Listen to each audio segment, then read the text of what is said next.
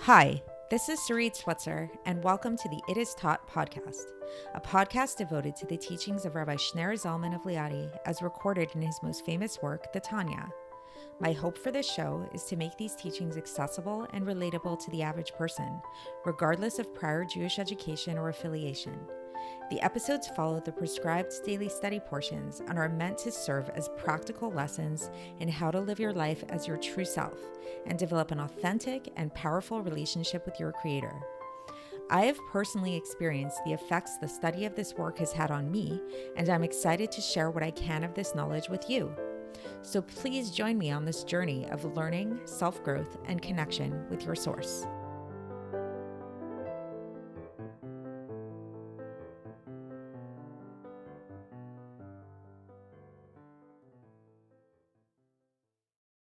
And welcome to the It Is Taught podcast. This is episode 406 for the 9th of Teves in a regular year. So today we are going to be beginning chapter 9 of Likkutei Amarim, and the topic of today's Tanya is the residencies of the two different souls. So you might be becoming familiar at this point with the fact that we've been talking about that a Jew has two different souls.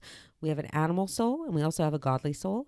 Just to recap, the animal soul is the seat of all kinds of different behaviors and instincts and impulses that are not necessarily the most godly or selfless oriented. So it's not necessarily a bad thing. Like we talked about how the animal soul of a Jew can actually be the origin and the source of a lot of positive traits such as generosity and giving and even empathy and things like that.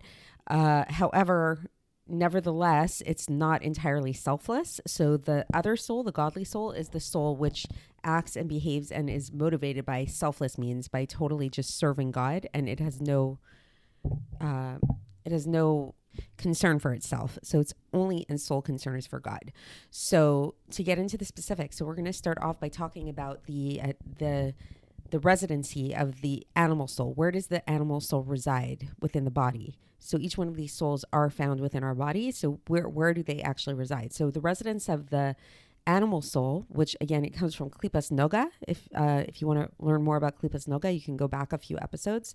And it is found within the left ventricle of the heart. So it's right there in our body, in the left ventricle of our heart, which is filled with blood. And this explains this idea where there's a saying in Deuteronomy in Devarim in chapter 2, verse 23, which says, Hadam hua nefesh, the blood is the soul. So in the nefesh here, the soul we're referring to is the animal soul. And so this is basically saying that all kinds of different desires that we have and all kinds of needs for glory and anger and all kinds of things like this, they come from the heart. They stem in the heart. And from the heart, it spreads out to the entire body, and it even rises up to the brain that's in one's mind to think about all kinds of different things. So one way of thinking about this is the concept of rationalization. So if you ever see somebody who wants something very strongly, maybe you've had this experience where you really, really want something and it may be good for you, may not be good for you, whatever it is, but that desire is so strong that it starts off as a really strong emotional desire. And then what happens is that you start to create rationalizations for it in your brain. So it starts in the heart and then it seeps through the entire body and then it goes up into the mind where you start to create these rationalizations for it. And this is paralleled really to the physical blood that starts off in the heart. It goes from the heart and it spreads out to all of the organs of the body, and then it goes up to the brain is what the Alter Rebbe says. And then he contrasts this with the godly soul, which the residence of the godly soul is actually in the mind. It's in the brain which is in the head. And it spreads out from there to all of the organs and also into the heart, this time into the right side of the heart. So it's really moving the totally different direction of the animal soul. So the animal soul goes from the heart to the body to the brain. The godly soul resides in the brain, and then it goes from there to the whole body and into the right ventricle of the heart. And the Alter Rebbe says here that this right ventricle of the heart actually does not have blood in it.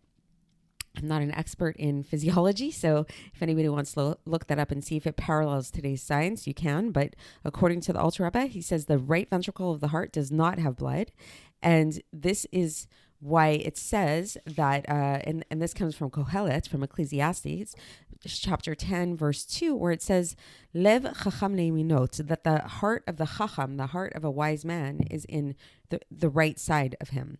So, and this, how does this manifest in the heart? What is the manifestation of the emotions that a person finds in their heart that come from this godly soul that started out in the brain? This is the love of God that's like a burning flame, that the heart gets very heated, very aroused by this.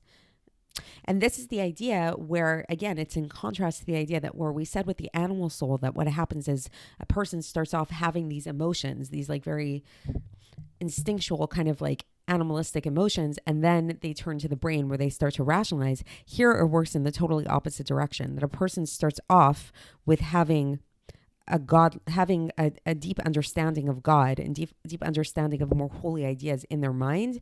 And then this translates into a deep feeling in their heart for a love of God. And this happens through meditating within one's mind on things that will arouse this love of God.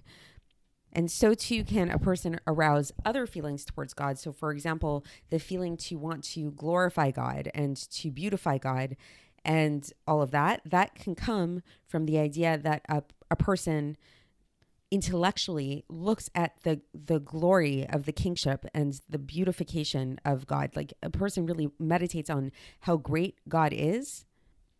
This will lead to them feeling this sense and this need and want to glorify God actually in their hearts. And the Alter Rebbe supports this idea from another verse from Kohelet, from Ecclesiastes, which is Enei Chacham Berosho. That's the eyes of a Chacham are in his head. And this is from chapter 2, verse 14. And again, it's alluding to this idea that the eyes, meaning the chokhmah, the chokhmah is wisdom is often likened to sight. So it's that basically the orientation of a chacham, the orientation of a wise person are in their head. So a person starts off in their head. A wise person, they start in the mind and they start in meditating upon God.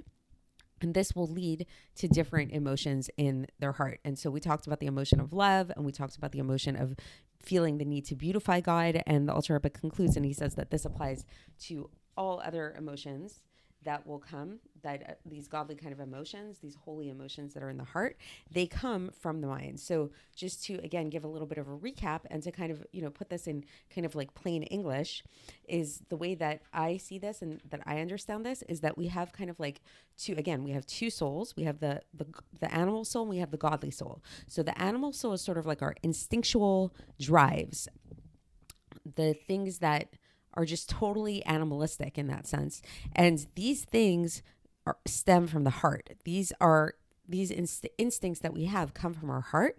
And then what happens after we get these impulses, these feelings, these really strong desires, is they seep up into our mind where we rationalize and we tell ourselves why these desires are actually a good thing for us to have. Versus, by contrast, the godly soul works in the totally opposite direction, where it resides in the brain. And then it seeps into the heart. So what happens is, in that case, when a person gets in touch with this more like godly, I called it in the title here, intuition, like this sort of like this higher part of themselves. If a person really taps into that, how do you tap into that? Is by using your mind and really intellectually meditating upon God and thinking about God and trying to understand God and learning about God. This will lead to your feelings, to your emotions following, and these emotions will then be very godly as well. And you'll have this these godly feelings of love and the want to glorify and beautify God. And as just as a kind of closing note, something that might help make these ideas a little bit more relevant is if you look at contemporary society nowadays, and it's been this way for quite a while actually, and what's really glorified and what's really idealized is this idea of listening to your emotions, like this idea of really see how you feel, listen to how you feel, honor how you're feeling and everything like that. And what we've learned today in the Tanya portion of today is that this is in stark opposition to Judaism, especially as the Alter Rebbe teaches it.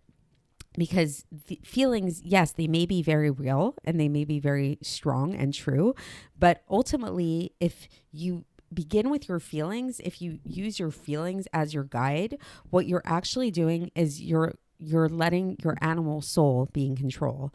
Because if you remember, the seat of the animal soul is in the heart. And once those emotions are in your heart, you can then rationalize these emotions in any which way that you want. So a different way to go about this is by, listening to the godly soul, what's the godly soul? The godly soul is rooted in the mind. It's in the brain. And from there, it seeps into the heart. So one way that, and the Alter Rebbe is going to get into this, a lot more as we go through the Tanya, but something just to think about here is this idea that we have the choice. Do we want to listen to our heart and then from the heart have whatever we're feeling in the moment dictate how we think and how we live our lives? Or do we want to use our brains and start with the mind and start with our thinking faculties and then have that rule over our heart and have that dictate how we feel, which the Alter Rebbe basically is teaching us here in today's Tanya, that it can go either way. And the question is it going to be coming from the animal soul or is it going to be coming from the godly soul? So we know in modern day society, the value seems to be placed on listening and starting with your emotions and honoring how you feel. And the Alter Rebbe basically here is saying that is the going with that mentality is really the dominion of the animal soul and not the godly soul. And we'll talk about this more as we go through the chapters and throughout the rest of the book. So that is it for today. We will continue tomorrow and I'll speak to you then. Thanks for listening to the It Is Taught podcast, hosted by Sarit Switzer. This podcast is dedicated in loving memory of my maternal grandfather, Avraham Yitzchak ben Binyamin HaKohen of blessed memory. Music by Shoshana. If you enjoyed this episode and would like to support the show, please share it with others and subscribe on YouTube, Apple iTunes, Spotify, or wherever you listen to podcasts. And make sure to leave us a 5-star review. To find out more about the It Is Taught project, including more information on my soon-to-be published book, please visit our website, itistaught.com. To catch the latest from me, follow me on Facebook, Instagram, and Twitter. Looking forward to speaking with you tomorrow, and until then, have a great day.